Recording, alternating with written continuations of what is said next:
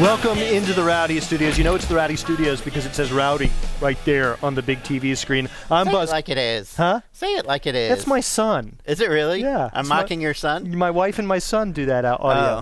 Oh. That's Bob Bachris from SceneDaily.com. I'm not your son. No, no. Although I'm probably old enough to be your father.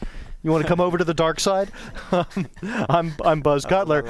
Okay, it's Wednesday. Let's talk about a couple of things left over from the weekend and then look forward a little bit. First of all, Danica Patrick had a pretty good run at Daytona last Friday night, came home 10th. She now has 3 top 10s on the season, didn't have any last season. Is she, in your opinion, inching closer and closer to NASCAR in 2012? Yeah, I mean, I think she's doing better, which makes it more fun. And she's enjoying running ovals. She doesn't like the road courses as much, and she's got a lot of those to run in IndyCar. So I think she's liking it more. I think she wants to come to NASCAR as long as the money and everything works out right. And there's still some time to develop her before she gets the Cup, probably 2013. Well, doesn't she have – so she's got to have a full season of Nationwide under her belt before she gets the Cup, right? Well, she doesn't have to. I mean, I think she would want to. Okay, so possibly, or maybe even probably, I don't know if you're willing to go probably or not, full Nationwide with a mixture of Cup in 2012 and then full Cup 2013 for Danica? I would say, that's 60-65%. All right. The way it's going to go. All right, and we're thinking maybe a Stewart-Haas third car in 2013? That makes the most sense because she's already affiliated with Hendrick, who's the Hendrick affiliate who has room to spare. All right, let's move on to issue number 2, more silly season type stuff. Roush Fenway. Okay, so Crown Royal has bowed out. Aflac is waiting to see what Carl Edwards does. Carl Edwards is waiting for God knows what. UPS, ka-ching, ka-ching, we're waiting to hear. He's UPS, waiting for the money. Right. UPS we don't know about. David Reagan's in an option year. We don't know about that. And then you got Ricky Stenhouse Jr. and Trevor Bayne waiting in the wings. So Roush seems to have a plethora of talent and a dearth of sponsors. How's this all going to fall out? I think it's going to fall out that Roush will end up finding enough sponsorship to run 4 Cup cars. If they can find somebody to go with David Reagan, whether that's UPS or another company, they'll stick with David Reagan in their quote-unquote 4th car, I guess, for lack of a better term. But then again, it depends on what happens with Carl Edwards. And so if Carl Edwards stays, is that Aflac and UPS, or is it Aflac and another company?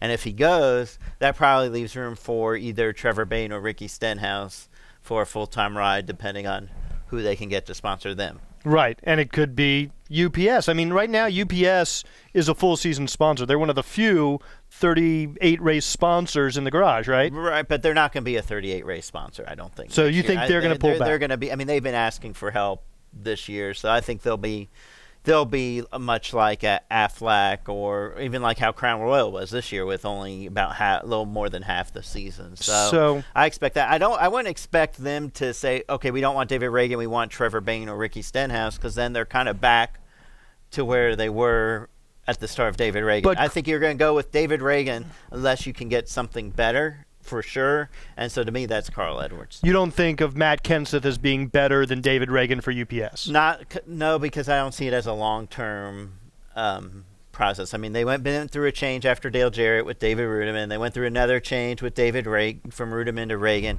I don't think they want to begin with somebody new thinking, well, we may have to change again in 4 or 5 years. All right, so we're looking forward now. It's Wednesday. We can look forward to Kentucky Speedway. The Cup guys are going there for the first time, but Nationwide guys have gone there a lot. Joey Logano, 3 starts, 3 poles, 3 wins. Does he have a distinct advantage over some of these Cup guys who've never raced there? He has an advantage. It ain't a huge advantage, but he has an advantage because he knows how to race the bumps on the track. The track certainly hasn't been repaved since 2000. We've had a ton of water and seepage issues. There are some significant bumps. It's a matter of driving through the bumps and using them to your advantage rather than having them slow you down. You can't really avoid them, an entire race, so you're going to have to learn how to race with them. Now, granted, the Cup car much different than the Nationwide car that they've raced there at Kentucky, so Joey's going to have to figure out the right setup. But Joey has seemed to have a knack of how to make it work in Nationwide. Even Kyle Busch said, I know what Joey's secret is. I just can't do it.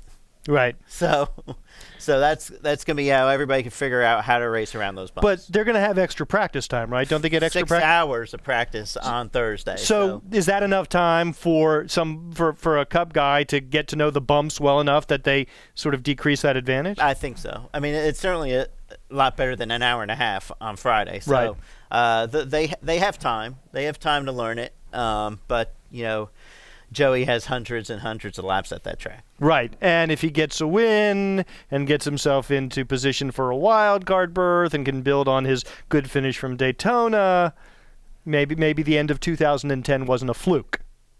Yeah, for Joey Logano. And the thing is that Joey has shown speed throughout this year, just hasn't been able to finish, just hasn't been able to really, put a whole race together and get his car better during a race, and which is a key part of being a Cup driver. So, Right. I think, he'll